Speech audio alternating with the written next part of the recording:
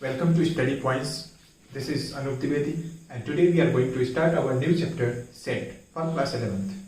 तो जैसा कि आप लोगों से मैंने कहा था कि सभी क्लासेस के लिए मैथ्स की वीडियोस अपलोड करेंगे हम। तो आज क्लास 11th का फर्स्ट चैप्टर हम डिस्कस करेंगे सेट।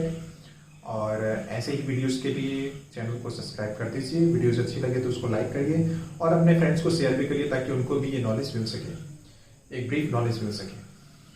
तो शुरू करते हैं सेट। देखिए, बहुत से कॉन्फ्लिक्ट्स हैं बॉर्डर्ड स्टडीज और एंशिएंट स्टडीज को लेकर के कि मतलब शुरुआत कैसे हुई मैथमेटिक्स की। मैथमेटिक्स में हम जो पुराने समय से पढ़ते आ रहे हैं उन्हीं चीज़ों को थोड़ा सा मॉडिफाई करके पढ़ते हैं। कौन सी चीज़ पाइथागोरस से शुरू होती है, आइंस्टीन पे ख़त्म होती है, क्या होता है क्या नहीं होता है, क्या पुराना है क्या नया है, इन सभी चीज़ों को अलग रखें तो हम जो पुराने में मैथ्स में पढ़ते थे वही चीज़ें आज भी मैथ्स में पढ़ रहे हैं और इसका यूज़ डेली लाइफ में अपनी करते हैं। ठीक है, चाहे वो सबसे पुराना हो या सबसे नया हो, ओल्डेस्ट हो या यंग हो, तो उन्हीं सब में से एक आता है सेट। सीबीएसई बोर्ड स्टूडेंट्स के लिए सेट जो है वो नया हो सकता है, लेकिन यूपी बोर्ड और आईसीएसई वालों लोग के लिए सेट जो है वो पहले भी एक बार इंट्रोड्यूस किया गया होगा और काफ़ी अच्छा चैप्टर है, आसान है और इसका यूज बहुत से चैप्टर्स में किया जाता है। तो आइए देखते हैं सेट के बारे में। सबसे पहले सेट है क्या, तो ये फंडामेंटल पार्ट होता है मैथमेटिक्स का। यूँ कह सकते हैं कि सेट एक ऐसा चैप्टर है, सेट एक ऐसा पार्ट है मैथ्स का जहाँ से मैथमेटिक्स के किसी एक कंसेप्ट की शुरुआत होती है। जैसे 11th में आपने पढ़ा सेट, अगर अच्छे से पढ़ लिया तो इसके बाद चैप्टर आता है रिलेशन एंड फंक्शंस। थोड़ा सा टिपिकल हो सकता है आपके लिए, वैसे तो मेरे लिए नहीं, लेकिन आपके लिए थोड़ा सा टिपिकल हो सकता है। तो इसका उसमें इतना अच्छा यूज है, अगर आप इसके बेसिक्स को पढ़ लेते हैं तो बहुत अच्छे से उसके क्वेश्चंस आसानी से आप सॉल्व कर सकते हैं। तो इसीलिए ध्यान से पढ़िएगा और मैं सारे बेसिक्स भी बताऊंगा आपको।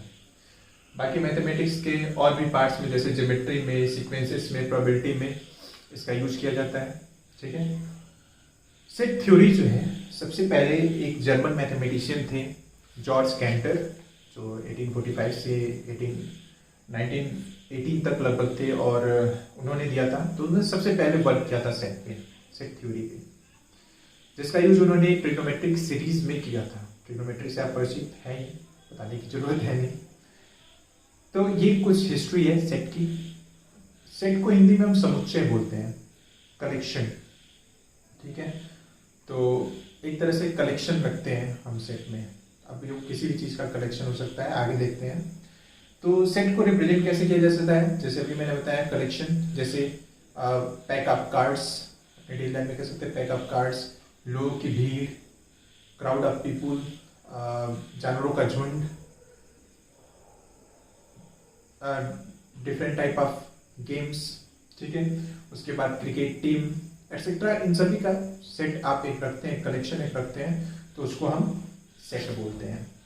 मैथमेटिक्स में सेट में क्या कह सकते हैं, तो सेट जैसे नेचुरल नंबर्स का सेट, रियल नंबर्स का सेट, इंटीजर्स का सेट, पॉजिटिव इंटीजर्स का सेट, जैसे हमने कहा नेचुरल नंबर्स का सेट, इंटीजर्स का सेट, रियल नंबर्स का सेट, नेगेटिव इंटीजर्स का सेट, रेशनल नंबर का सेट, पॉजिटिव रेशनल नंबर्स का सेट। तो इस तरह से मैथमेटिक्स में भी सेट्स को रखा जाता है, सेट्स लिया जाता है। ठीक है, आगे इन सब का यूज है सिंबल से ही यूज किया जाएगा कि नेचुरल नंबर का सेट क्या होता है, रियल नंबर का सेट क्या होता है, 1 से लेकर 5 तक के नेचुरल नंबर्स का सेट बताइए। तो आप याद रखिएगा कि सिंबल से ही उसको दिखाया जाता है। एक्चुअल डेफिनेशन क्या होता है सेट का, तो सेट को हम डिफाइन करते हैं, set is a well defined collection of objects. Set is a well defined collection of object. तो जैसा कलेक्शन ऑफ ऑब्जेक्ट्स हम बता रहे हैं भाई, चीजों को एक कलेक्शन में रख रहे हैं, लेकिन वेल डिफाइंड एक वर्ड आ रहा है, इस वेल डिफाइंड पे आपको गौर करना होगा। अगर वेल डिफाइंड को आप नहीं समझेंगे तो क्वेश्चंस को नहीं समझ पाएंगे और क्वेश्चंस को गलत कर देंगे। तो वेल डिफाइंड वर्ड को समझिए क्या होता है। वेल डिफाइंड मतलब अगर कोई हमको आंसर मिल रहा है तो वो आंसर हर जगह पे सिमिलर हो, हर जगह पे सेम हो, कभी चेंज ना होता हो।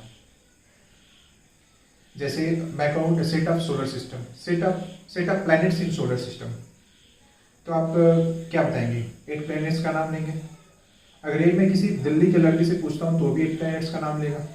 अगर मैं किसी अफ्रीका के लड़के से पूछता हूँ तो भी 8 प्लैनेट्स का ही नाम लेगा।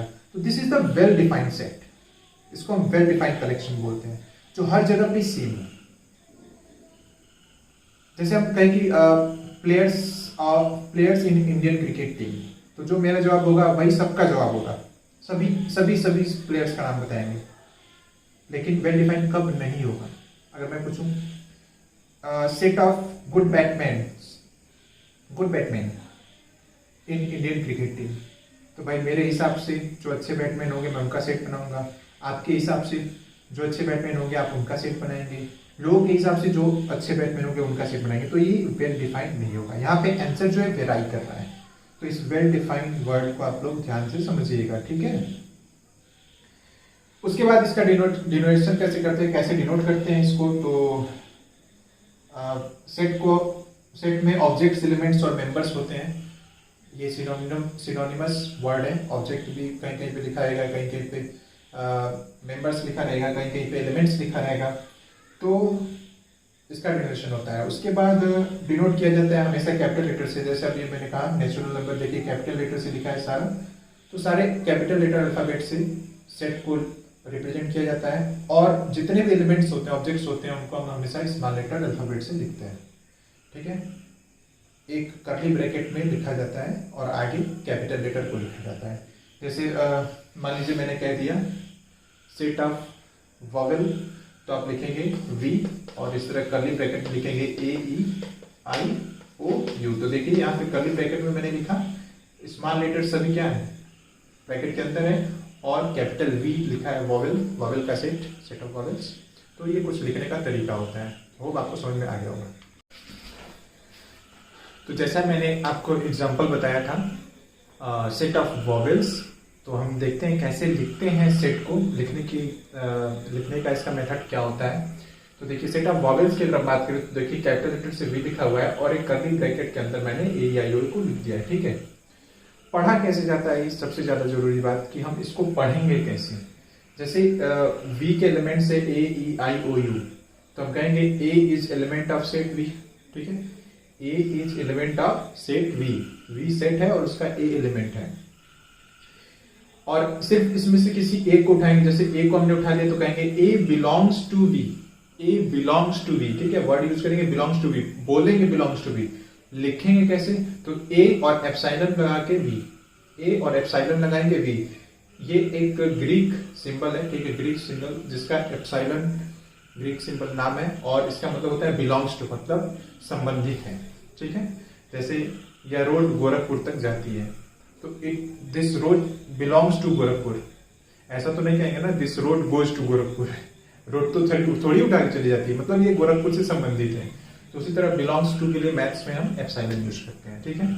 अब जैसे देखिए AEIOU इसमें बी कहीं नहीं है, तो अगर इस तरह से लिखा होगा बी और एप्सिलॉन को काटा गया होगा, बी लिखा होगा, तो इसका मतलब होगा B does not belongs to B, okay. ठीक इसी तरह से अगर हम इसको रिप्रेजेंटेशन की बात करें तो दो तरह से इसको रिप्रेजेंट करते हैं हम। एक होता है रोस्टर और टेबुलर फॉर्म, और दूसरा होता है सेट बिल्डर फॉर्म। तो अगर हम पहले अगर मेथड की बात करें, रोस्टर और टेबुलर फॉर्म की बात करें, तो इसमें सेट को लिखते हैं हम कैसे, बताएंगे व्हाट इज रोस्टर फॉर्म।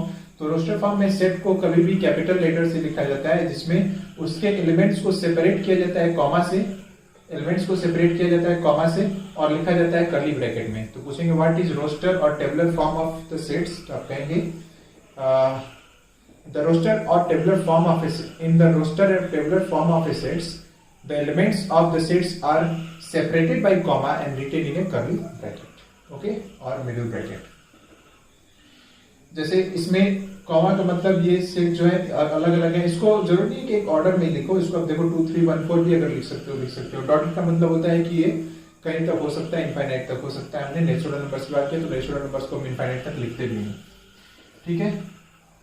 उसके बाद इसको रिप्रेजेंट करते समय और एक बात ध्यान में रखनी होती है कि अगर कोई मान लो किसी वर्ड का सेट बता रहा है या किस नंबर का सेट बता रहा है, तो उसको हम कभी रिपीट नहीं करते हैं। जैसे स्पून एक वर्ड है, ठीक है, स्पून एक वर्ड है और इसमें डबल ओ आया है, वो रिपीट किया गया है, तो अगर सेट हम बनाएंगे तो SPON ही लिखेंगे, ओ को हम 2 बार नहीं लिखेंगे, हमेशा करेंगे, रिपीटिशन अलाउड नहीं होता है।